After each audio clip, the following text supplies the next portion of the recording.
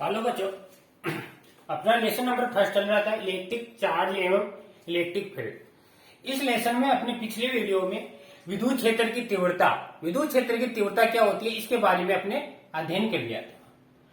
इसके बाद में आज अपना टॉपिक रहेगा विद्युत क्षेत्र रेखाएं, विद्युत फ्लक्स तथा विद्युत द्विध्रुव आवरण। आज इसके बारे में अपन अध्ययन करेंगे। तो सबसे पहले अपन एक बार पीछे विद्युत क्षेत्र की तीव्रता देखी थी। विद्युत क्षेत्र की तीव्रता क्या थी? विद्युत क्षेत्र की तीव्रता थी E बराबर F अपॉन में Q। सबसे पहले अपने विद्युत क्षेत्र देखा था, माने कोई एक आवेश था, कोई स्थिर आवेश था। किसी स्थिर आवेश के चारों ओर का वह क्षेत्र जिसमें किसी अन्य आवेश को लाने पर वह विद्युत बल अनुभव करता है, वह आपका इलेक्ट्रिक फील्ड कहलाता था। अब उसके बाद में आई थी विद्युत क्षेत्र की तीव्रता। विद्युत क्षेत्र की तीव्रता देखी थी एकांक धनावेश या परीक्षण आवेश को विद्युत क्षेत्र में लाने पर उस पर लगने वाले बल को ही क्या कहते हैं? विद्युत क्षेत्र की तीव्रता। E बराबर F अपॉन में Q। और इसका मात्रक देखा था न्यूटन अपॉन में कूलम या वोल्ट अपॉन में मीटर। तो आज इसके आगे अपना टॉपिक है विद्युत क्षेत्र की रेखाएं। तो अपने हेडिंग डालते हैं विद्युत क्षेत्र रेखाएं।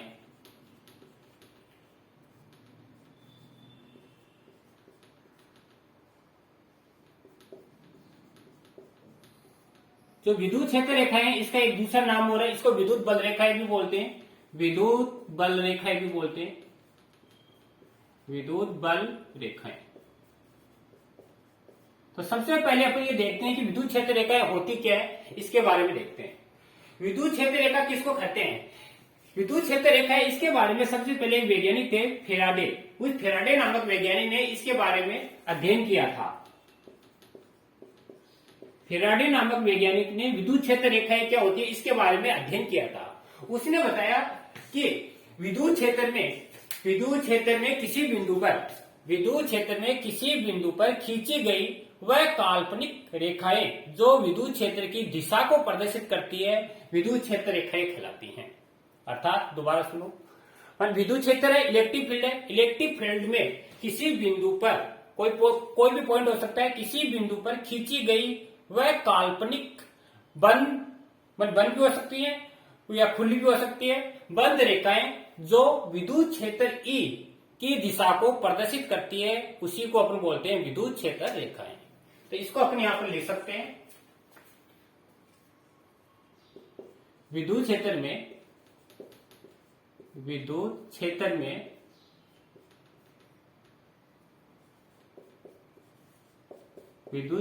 किसी बिंदु पर खींची गई वह काल्पनिक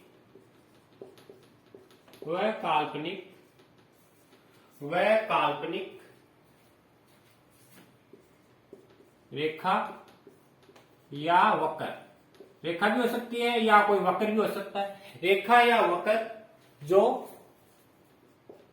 विद्युत क्षेत्र की दिशा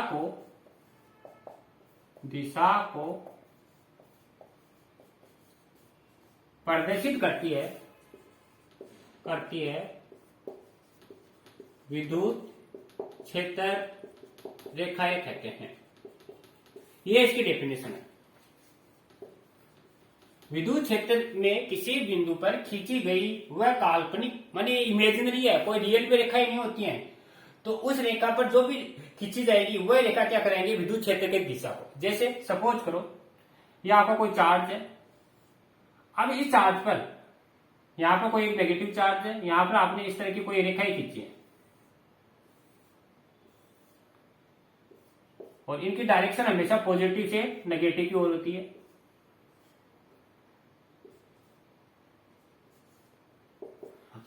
तो विद्युत क्षेत्र हो गया। अब विद्युत क्षेत्र में ये दो चार्ज है, तो चार्ज के कारण क्या हो जाएगा? इलेक्ट्रिक फील्ड उत्पन्न हो जाएगा। इस इलेक्ट्रिक फील्ड में खींची गई वह रेखा है या वक्र, यह वक्र हो गया। अब इस वक्र पर कोई भी बिंदु ले लो, जैसे सपोज करो ये बिंदु ले लिया, तो इस बिंदु पर ये जो स्पर्श रेखा खींचेंगे ये क्या बताएगी, विद्युत क्षेत्र E की दिशा को प्रदर्शित करेगी। जरूरी नहीं है ये है, कहीं पर भी आप ले सकते हो। जैसे ये बिंदु ले लिया तो ये आपको E की डायरेक्शन बताएगी। यहां ले लो तो कोई भी बिंदु आप ले सकते हो, उस बिंदु पर विद्युत क्षेत्र E की दिशा को प्रदर्शित करेगी। अब इसके आधार पर विद्युत क्षेत्र है, इसकी प्रॉपर्टी या गुण आते हैं, वह काफी इंपोर्टेंट है और एग्जाम में हर बार आते हैं आपसे। इनके गुण, प्रॉपर्टी, और गुण कोई अलग से नहीं है, इसी जो डेफिनेशन है इसी से निकल के आए हैं। पहला गुण क्या है, देखो पहला गुण है विद्युत क्षेत्र रेखाएं एक खुले वक्र के रूप में होती है। तो आप भी इसके साथ साथ लिखते जाना, विद्युत क्षेत्र रेखाएं एक खुले वक्र के रूप में होती हैं। खुले में कैसे, जैसे ये प्लस आवेश है तो प्लस ये माइनस की ओर गई तो ये रेखा हो गई या एक वक्र हो गया, तो ये खुले वक्र के रूप में होती है। दूसरी प्रॉपर्टी क्या है, विद्युत क्षेत्र रेखाओं में किसी बिंदु पर खींची गई स्पर्श रेखा E की दिशा को प्रदर्शित करती है। तो दूसरी प्रॉपर्टी है स्पर्श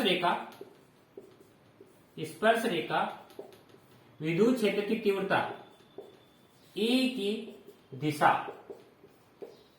को प्रदर्शित करती है, दूसरी प्रॉपर्टी है। तो अभी देखिए आप, ये विद्युत क्षेत्र हो गया और विद्युत क्षेत्र में ये बिंदु हो गया, इस बिंदु पर ये स्पर्श रेखा है, तो स्पर्श रेखा किसकी दिशा को बता रही है, E की दिशा को बता रही है।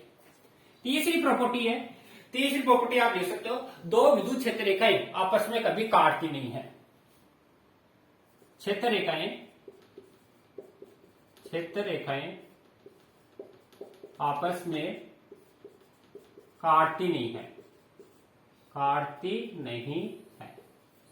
जो आप यहां पर देख रहे हो, देखो एक स्पर्श रेखा ये खींची जा रही है, दूसरी है, आपस में काट रही है क्या, नहीं काट रही है। अब क्यों नहीं काटती है, अगर काटेंगी, अगर दो रेखाएं आपस में काटेंगी, सपोज करो जैसे एक रेखा ये है आपकी और दूसरी ये है आपकी, और यहां पर अगर काटेंगी तो एक ही बिंदु पर विद्युत क्षेत्र की दो दिशाएं हो जाएंगी, जो कि आपके यहां संभव नहीं है। क्योंकि एक ही बिंदु पर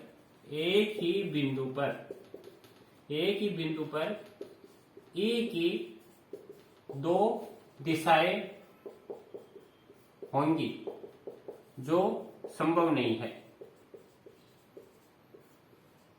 तो दूसरी प्रॉपर्टी ये, तीसरी ये लिख सकते हो, मैं क्षेत्र रेखाएं है ना कभी भी आपस में काटती नहीं है।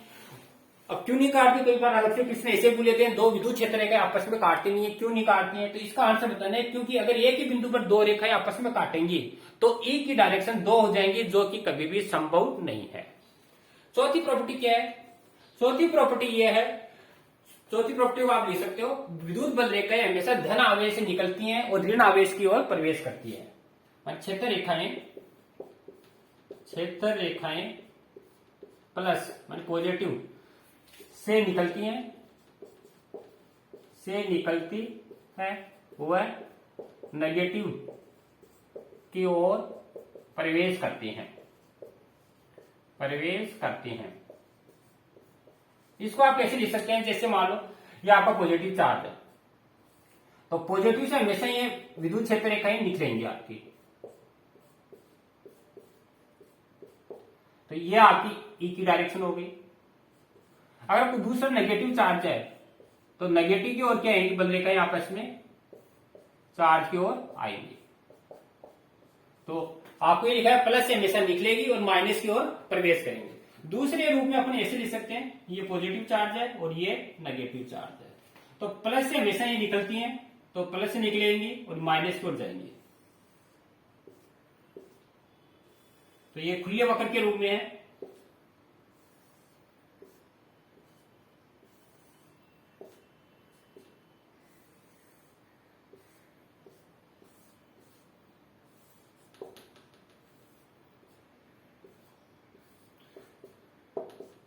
तो चौथी प्रॉपर्टी अपने देखी, विद्युत क्षेत्र रेखाएं हमेशा धन आवेश से निकलती हैं और ऋण आवेश की ओर क्या करती हैं, प्रेरित करती है। तो अपन देख रहे हैं प्लस से निकली है, माइनस की ओर जा रही है। इसी के आधार पर एक प्रॉपर्टी ये ले सकते हैं, विद्युत क्षेत्र रेखाएं हैं, एक बिंदु से केवल एक विद्युत क्षेत्र रेखा ही खींची जा सकती है। एक बिंदु से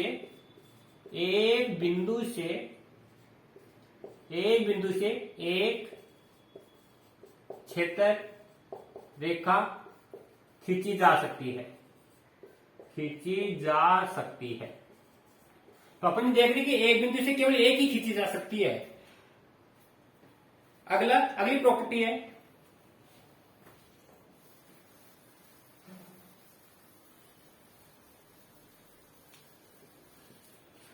छठी प्रॉपर्टी है, विद्युत क्षेत्र रेखाएं होती हैं, वह विद्युत क्षेत्र रेखाएं कोई भी एक समविभव पृष्ठ है, उस समविभव पृष्ठ के हमेशा लंबवत बाहर की ओर होती है या अंदर की ओर होती है। क्षेत्र रेखाएं समविभव पृष्ठ के लंबवत बाहर की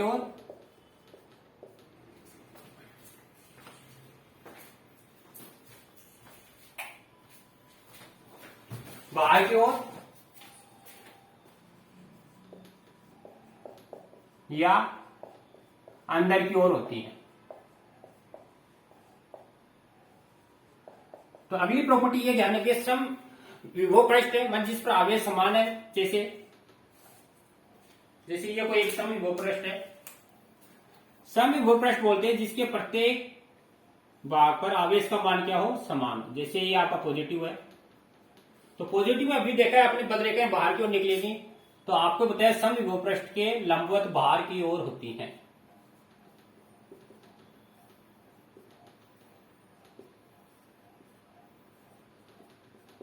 अगर ये समविभव पृष्ठ है, इस पर चार्ज पॉजिटिव न होकर नेगेटिव हो, तो बल रेखाएं बाहर से अंदर की ओर आएंगी। यह आपकी अगली प्रॉपर्टी है। सातवीं प्रॉपर्टी को अपन लिख सकते हैं, क्षेत्र रेखाओं की संख्या तीव्रता ई के समानुपाती होती है। सातवीं प्रॉपर्टी अपन यहां लिखते हैं, क्षेत्र रेखाओं की संख्या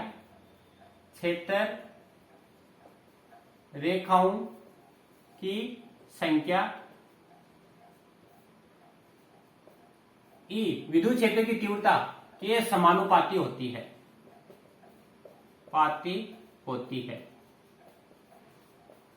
ये आपकी सातवीं प्रॉपर्टी है। माने विद्युत क्षेत्र रेखाएं हैं, इनकी तीव्रता है, क्षेत्र रेखाओं की जो संख्या है तीव्रता की क्या होती है, समानुपाती।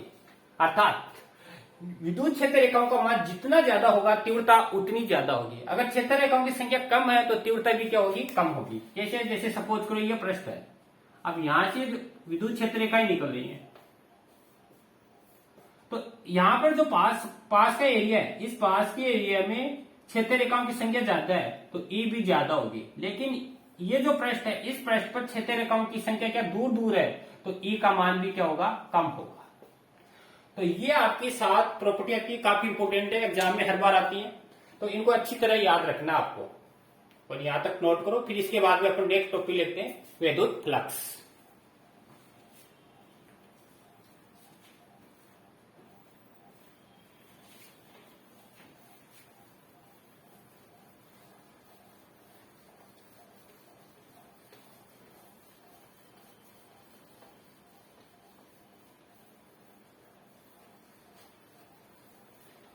इसके बाद में अपना नेक्स्ट टॉपिक है विद्युत फ्लक्स।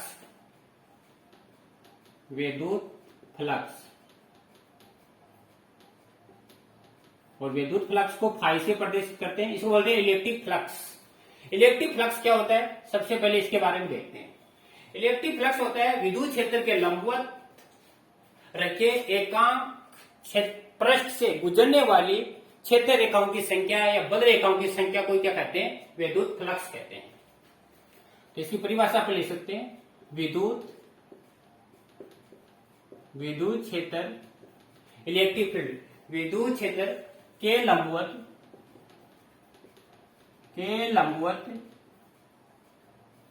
रखे पृष्ठ, विद्युत क्षेत्र के लंबवत रखे पृष्ठ के एकांक क्षेत्रफल से गुजरने वाली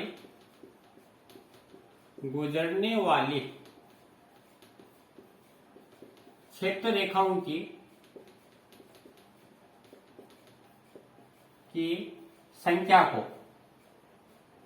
संख्या को फ्लक्स मानी फाई कहते हैं। जो इलेक्ट्रिक फ्लक्स है इसको फाई से प्रदर्शित करते हैं, पाई। तो विद्युत क्षेत्र के पृष्ठ, सपोज करो ये कोई पृष्ठ है, ये विद्युत क्षेत्र ई में रखा हुआ है। अब इस पृष्ठ में से कितनी बल रेखाएं इसके अंदर से गुजर सकती हैं, तो गुजरने वाली जो बल रेखाएं हैं उन बल रेखाओं की संख्या को अपने यहाँ पर क्या बोल रहे हैं, फ्लक्स कहते हैं। जैसे अपने साधारण रूप से समझ सकते हैं, जैसे कोई पृष्ठ है और उस पृष्ठ में से कोई आपका पानी गुजर रहा है। अब उस पृष्ठ में से कितना पानी अंदर गुजर सकता है, तो जितना ज्यादा पानी गुजरेगा उतना ही क्या होगा, फ्लक्स का मान अधिक होगा। अगर इस पृष्ठ को सपोज करो ऐसे गुजारें और इसी पृष्ठ को अगर ऐसे लंबवत रख दें तो पानी इसके अंदर से गुजरेगा नहीं, बाहर सतह से गुजरेगा, तो फ्लक्स का मान क्या हो जाएगा, न्यूनतम हो जाएगा। तो इसको अपन पृष्ठ के रूप में ऐसे समझ सकते हैं, जैसे ये कोई पृष्ठ है, ये गुजरने वाली कोई क्षेत्र रेखा है,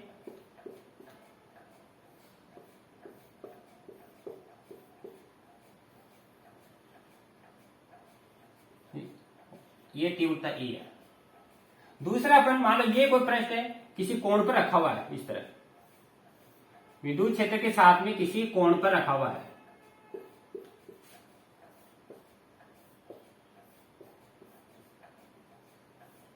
ये एस है, ये विद्युत क्षेत्र ई है और बीच में कोण क्या बना रहा है, थीटा बना रहा है। तो आपको डेफिनेशन क्या लिखा है, विद्युत क्षेत्र के लंबवत रखे पृष्ठ, विद्युत क्षेत्र है इसके लंबवत रखे पृष्ठ से गुजरने वाली क्षेत्र रेखाओं की संख्या को बच्चों अपन क्या बोल रहे हैं, विद्युत फ्लक्स कहते हैं।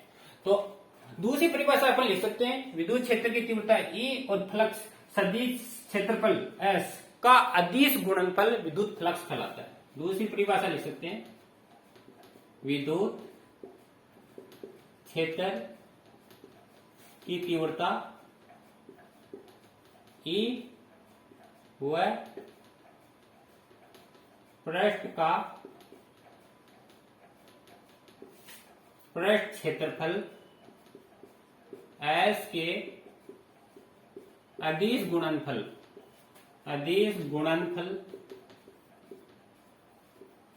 फाई कहलाता है। क्लियर, दूसरी है। अब इसको मैथमेटिकल रूप में लिखें तो फाई बराबर ई तो विद्युत क्षेत्र की तीव्रता होगी, अदिश गुणनफल में हमेशा डॉट लगता है बच्चों, ई डॉट एस, और जो ये डॉट हटाते हैं तब लगता है फाई बराबर E S cos theta. Theta क्या है, थीटा है विद्युत क्षेत्र की तीव्रता ई और एस है, इसके मध्य जो कोण बनता है उस कोण का मान करता है थीटा। अब देखो,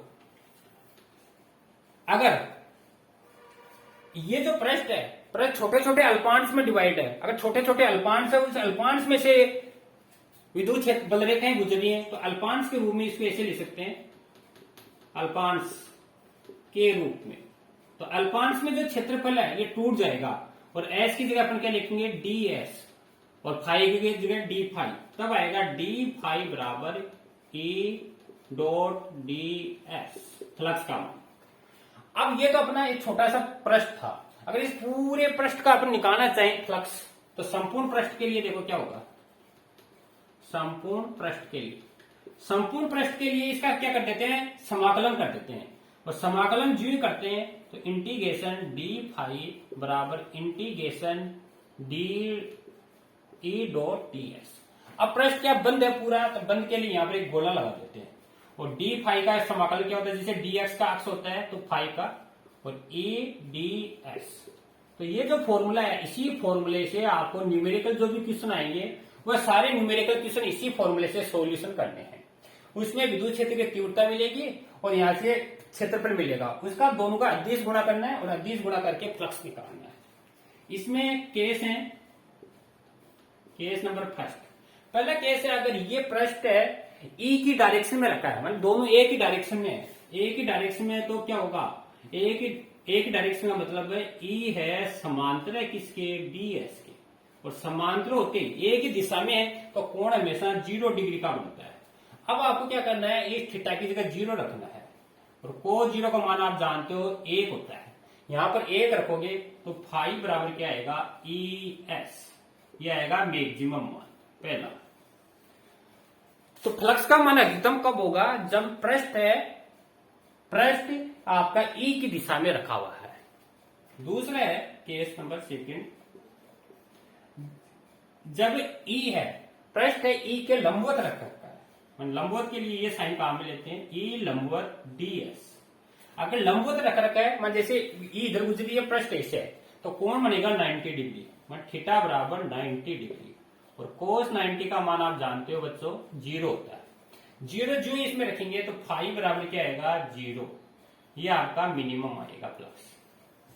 तीसरी कंडीशन है, अगर फ्लक्स को ई इधर है, आपकी पृष्ठ को ऐसे रख दे विपरीत डायरेक्शन में। केस नंबर 3 है, अगर ई विपरीत अक्वार, विपरीत होते ही कोण बनेगा 180 डिग्री, 180, और 180 बनेगा तो कोस 180 है, इसकी वैल्यू आएगी -1। यहां रखेंगे तो फाई बराबर क्या आएगा -ES। तो बच्चों इन तीनों से आप क्या देख रहे हो, तीनों से ये देख रहे हो कि फ्लक्स है, फ्लक्स पॉजिटिव भी हो सकता है, नेगेटिव भी हो सकता है और शून्य भी हो सकता है। अर्थात फ्लक्स के मान 3 मान हो सकते हैं। तो यहां तक नोट करना, फिर इसे आगे अपने लिखते हैं।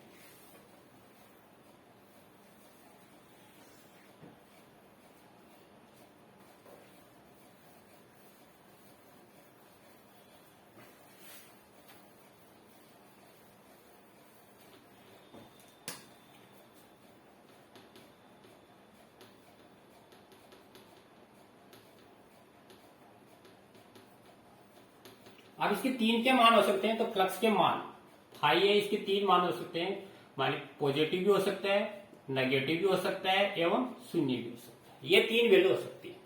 इसके बाद राशि आपको मालूम पड़ गया, इसमें कोई डायरेक्शन नहीं होती है, तो राशि क्या होती है अदिश राशि होती है, मानी इसमें दिशा का कोई ज्ञान नहीं होता, इसलिए एक अदिश राशि है।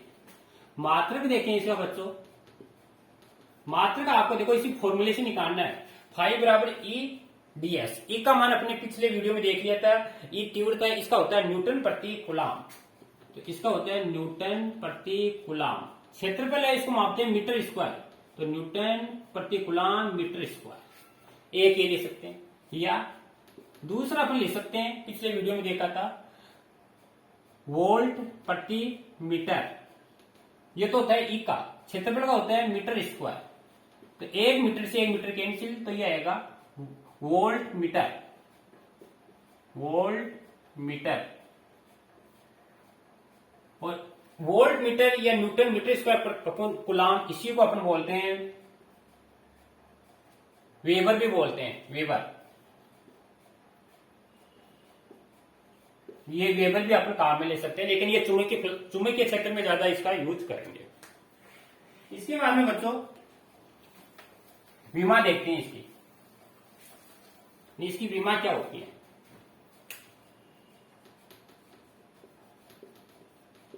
विमा अपन न्यूटन है, न्यूटन की जानते हैं, रटना नहीं है बच्चों, यहीं से निकालना है। न्यूटन में बल होता है M1 L1 T की पावर -2।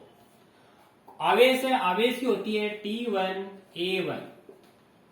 मीटर है, मीटर की L2। अब इनको एक साथ में लिख लेते हैं, M1 L देखो 2 एरी 1 एरी, L की पावर 3, टी की पावर 1 नीचे ऊपर जाएगी तो -1 और टी की पावर -3, 1 की पावर 1 है ऊपर जाएगी 1 की पावर -1, ये इसकी विमा होगी।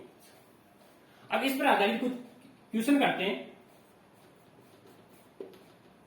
जैसे आपको क्वेश्चन में दे दें ई बराबर विद्युत क्षेत्र की तीव्रता ई दे दे 2ik + 3j + k वोल्ट प्रति मीटर, तथा कोई पृष्ठ है, उस पृष्ठ का जो क्षेत्रफल दे दिया आपको S बराबर 5ik + 2j + k metre square. तो फ्लक्स का मान क्या आपको, तो कैसे निकालना है। फाई बराबर आपको बताया है ई डॉट में S, ये फॉर्मूला है। तो ई की जगह जो वैल्यू दे रखी है वो पुटअप कर दो, 2i + 3j + k। फिर यहां पर बीच में डॉट है तो डॉट लगा दो, 5i + 2j + k। अब ये बच्चों आपने 11th में देखा है, अदिश गुणनफल क्या होता है, i डॉट i 1 होता है, j डॉट j 1 होता है, k डॉट k 1 होता है। तो 2 को 5 से मल्टीप्लाई किया 10, 3 को मल्टीप्लाई किया 2 से 6, और 1 को 1 से मल्टीप्लाई किया 1, 16 और 17 वोल्ट मीटर, ये इसका वैल्यू है। तो ये देख रहे हो आप 17 वोल्ट प्रति मीटर, ये क्या है परिमाण है, परिमाण आएगा तो परिमाण का मतलब क्या है, एक अदिश राशि है। तो इस तरह आप न्यूमेरिकल क्वेश्चन भी आप सोल्व कर सकते हो। इसके बाद में अपन नेक्स्ट टॉपिक लेते हैं वैद्युत द्विध्रुव आघूर्ण, electric dipole momentum.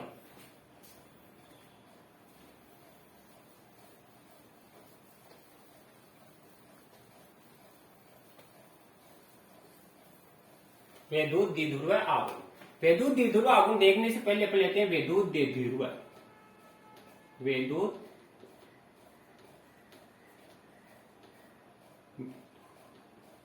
Electric dipole बोलते हैं जिसको, वैद्युत द्विध्रुव।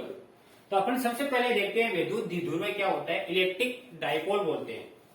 तो वैद्युत द्विध्रुव बोलते हैं मान दो, कोई भी दो आवेश होते हैं, एक पॉजिटिव होता है दूसरा नेगेटिव होता है बच्चों।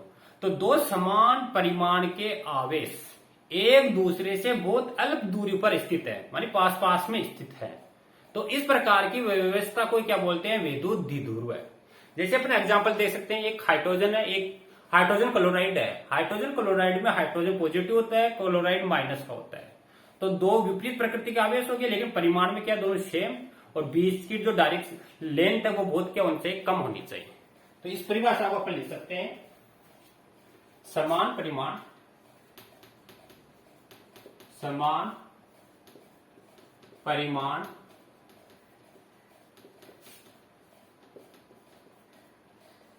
समान परिमाण के दो आवेश एक दूसरे से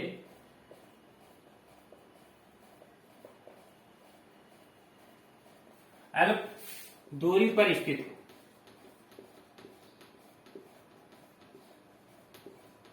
समान परिमाण के अगर कोई दो आवेश एक दूसरे से अलग दूरी पर स्थित हो,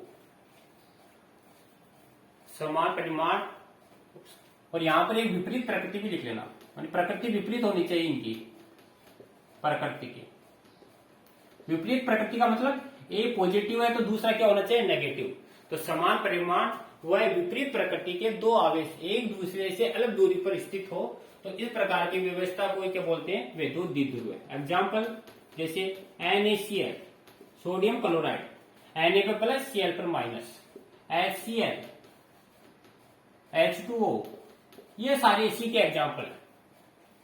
इसके बाद में अपन देखते हैं वैद्युत द्विध्रुव आवरण,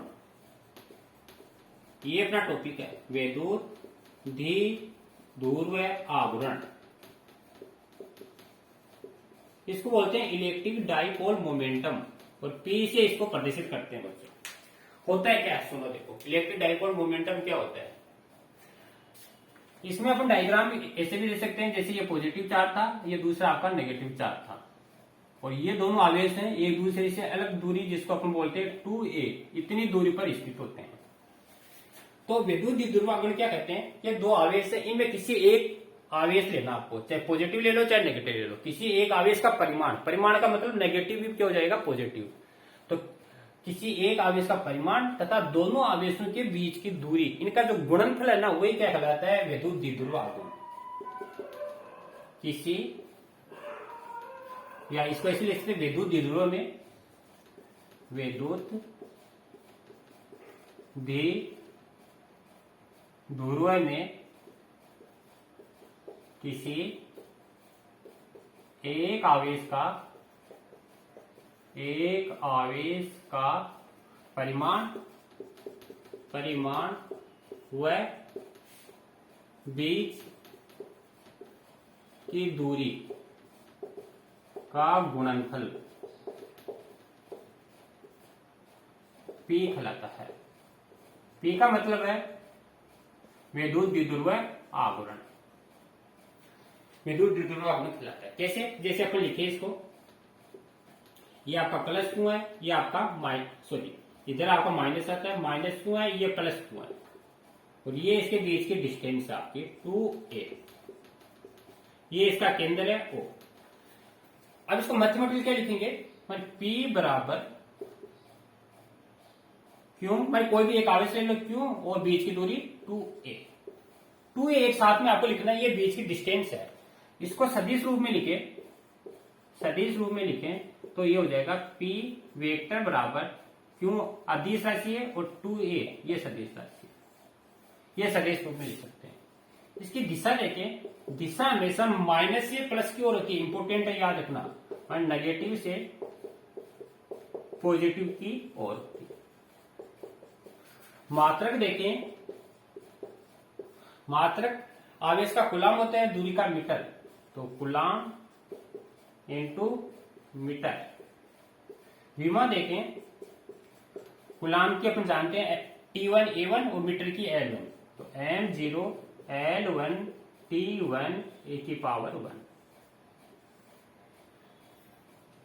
राशि देखें, राशि मानी कौन सी राशि है, क्योंकि इसमें डायरेक्शन होती है, इसलिए ये क्या है, एक सदिश राशि है, दिशा का नॉलेज होता है इसमें, तो ये क्या है, एक सदिश राशि है। अब जो द्विध्रुव है, इस द्विध्रुव का जो ये केंद्र है, बिंदु O है, वो क्या कहलाता है, द्विध्रुव का केंद्र बिंदु कहलाता है, द्विध्रुव का सेंटर पॉइंट। और जो ये रेखा है, जैसे इसको ए मान लो, ए बी मान लो, ए बी है, इसको बोलते हैं द्विध्रुव की अक्ष रेखा, अक्ष रेखा बोलते हैं। तो आगे वाले टॉपिक आएंगे उसमें अपन यही ज्ञात करेंगे। तो ये द्विध्रुव की अक्ष कहलाती है, इसको अनुदैर्ध्य अक्ष भी बोलते हैं। और जो द्विध्रुव का केंद्र है, इसके लंबवत को ये रेखा खींच दें, तो ये जो लंबवत रेखा है, ये कहलाती है, इसकी निरक्ष कहलाती है, और इसको बोलते हैं अनुप्रस्थ रेखा। तो इससे अगले वाले जो वीडियो आएंगे उसमें अपन ये देखेंगे द्विध्रुव की अक्ष पर विद्युत क्षेत्र की तीव्रता का मान ज्ञात करेंगे, और द्विध्रुव की निरक्ष पर विद्युत क्षेत्र की तीव्रता का मान ज्ञात करेंगे। तो बच्चों, आज अपने विद्युत क्षेत्र रेखाएं, विद्युत फ्लक्स और विद्युत द्विध्रुव आवरण, इसके बारे में अपने अध्ययन किया। तो इसको आप देखना, इसके नोट्स बनाना, और इसके बाद में अपन नेक्स्ट वीडियो में देखेंगे। थैंक यू बच्चों।